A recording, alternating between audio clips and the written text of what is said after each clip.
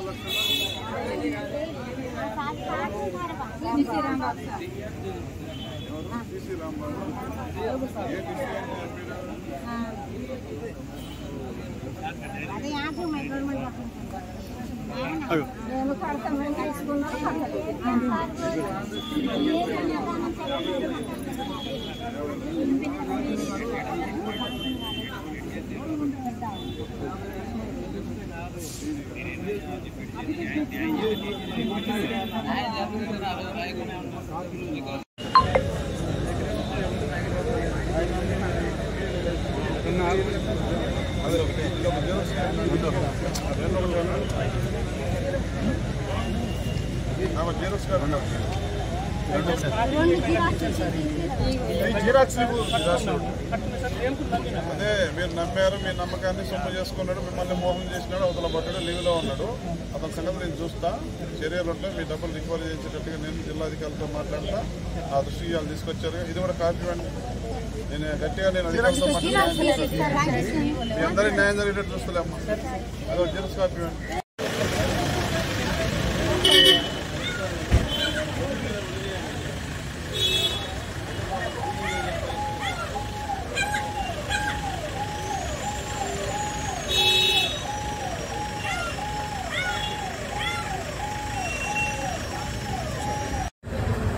మాది విలేజ్ బత్తులనగర్ గ్రామం అండి. కృష్ణసాగర్ పంచాయతీ బూర్గంపాడు మండలం భద్రాద్రి కొత్తగూడెం జిల్లా. మేము గత 2018 కాడి నుంచి డ్వాక్రా పొదుపులో డబ్బులు తీసుకుంటున్నామండి. దాంట్లో ఏం జరిగిందంటే ఈసీ రాంబాబు సార్ మమ్మల్ని మోసం చేసిండు. దీంట్లో మొత్తం 8 లక్షలు అప్పు తీసుకుంటే పొదుపులో దాంట్లో మనిషికి లక్ష మొత్తం వడ్డీతో సహా 1 లక్ష కట్టుకున్నామండి ప్రతి వ్యక్తి. అయితే సభ్యులు మొత్తం చెల్లింపు జరిగింది పొదుపు. దీంట్లో కడతానని 2022లో కరోనా టైంలో ఊర్లోకి వచ్చి ఇంటికాడ వచ్చి పెద్ద మొత్తం వచ్చి పొద్దుటే వచ్చి కట్టించుకున్నాడు.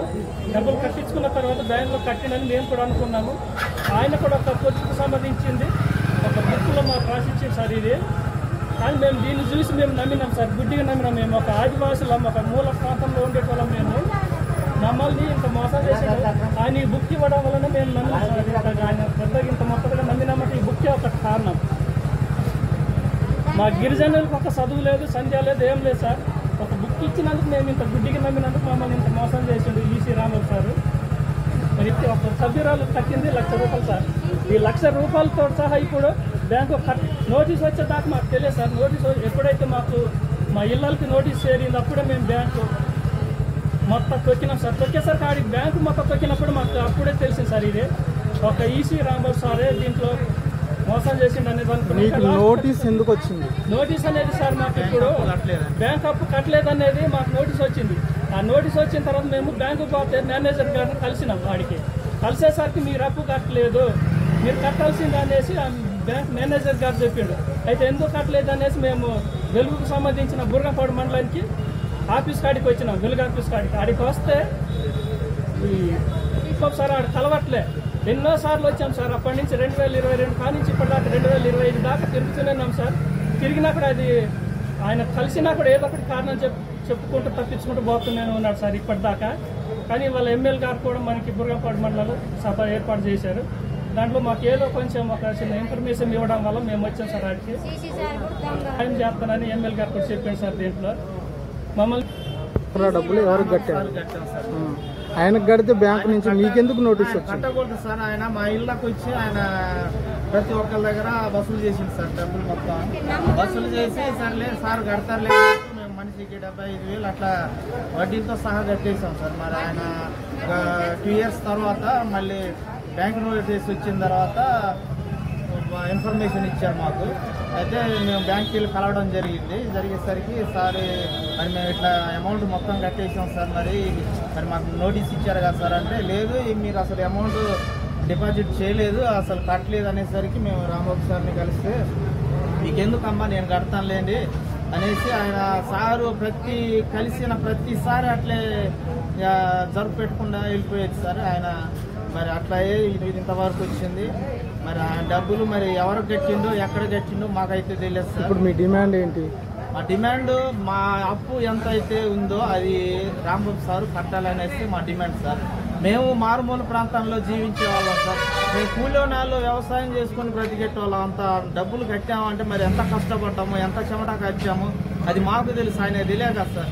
ఎందుకంటే ఆయన నమ్మి ఆయనకి ఇచ్చాం. ఆయన చేతిలో ఇచ్చిన తర్వాత ఆయన కట్టాలి, ఇట్లా మోసం చేస్తాడనేసి మేము ఎప్పుడైతే ఆలోచించలేదు సార్. మా డిమాండ్ ఏంటంటే మా అమౌంట్ బ్యాంకులో కట్టాలి, మళ్ళీ మేము వ్యవసాయానికి లోన్ తీసుకోవాలనేసి గ్రూప్ అంతా ఉన్నారు సార్. పెండింగ్ అమౌంట్ ఎంత అయితే ఉన్నది మొత్తం మీ గ్రూప్ ఎంతమంది? మీ గ్రూప్కి రావాల్సిన డబ్బులు ఎంత? 10 మంది. మీకు రావాల్సిన అమౌంట్ ఎంత? అంటే సగం కట్టారు సార్. ఇప్పుడు ఎంత అయితే ఉందో మాకు తెలియదు, ఎంత పెండింగ్ అయితే ఉందో అది మొత్తం కట్టాలనేసి మేము రిక్వెస్ట్ చేస్తున్నాం సార్. అదే సార్. శ్రీరాంబాబు 2018కి వచ్చి మా కాడ ఇట్లా పొదుపు అప్పు తీసుకున్నారు అని మాతోనే వడ్డీలు కట్టించుకున్నారు. ముందు వడ్డీ కట్టించుకొని 1 సంవత్సరం ఆగిన తర్వాత మళ్ళీ వచ్చి కొంత అప్పు కూడా వడ్డీలు జమ చేసుకొని తీసుకుపోయింది. మేము కట్టిందని సారు నమ్మకంతో ఉండే 2022లో నోటీస్ వచ్చింది మాకు. అప్పు మొత్తం మా మీద వచ్చి 8 లక్షల పైన చిల్లర వచ్చిందని సారే చెప్పింది. అయితే ఇక మనిషికి 18,000 20,000 అట్లా ఇచ్చి రాంబాబు సార్కి ఇచ్చినాం. ఇస్తే ఇక కట్టింట్లే అని మేము కూడా నమ్మకంతోనే ఉండే. నమ్మకంతో ఉంటే ఇట్లా వచ్చి ఇక సార్ ఇక నోటీస్ వచ్చేదాకా ఇక సార్ కట్టలేదు అనే విషయం మాకు తెలియదు. ఎవరెవరు కలిసారు అధికారులన్నీ ఈడ వచ్చి ఏపీఎన్ సార్ని కలిసినాం. ఏపీఎన్ సార్ని కలిస్తే ఈ బ్యాంక్ కాడికి వచ్చింది సీసీ సార్తో కూడా. కడతారమ్మా, కట్టకుంటే ఏడుకోలే, ఇక నమ్మకం ఉంచండి కడతారులే అని సీసీ సార్ని కూడా నమ్మినాం. 3-4 సార్లు నమ్మినాం. అయితే ఈ నెల మేము 11వ తారీఖు వచ్చినాం సార్ కాడ, సీసీ సార్ కాడ.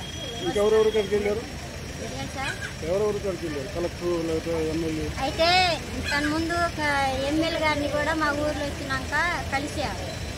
కలిసి మా సమస్యలు చెప్పుకున్నాం. ఇట్లా సీసీ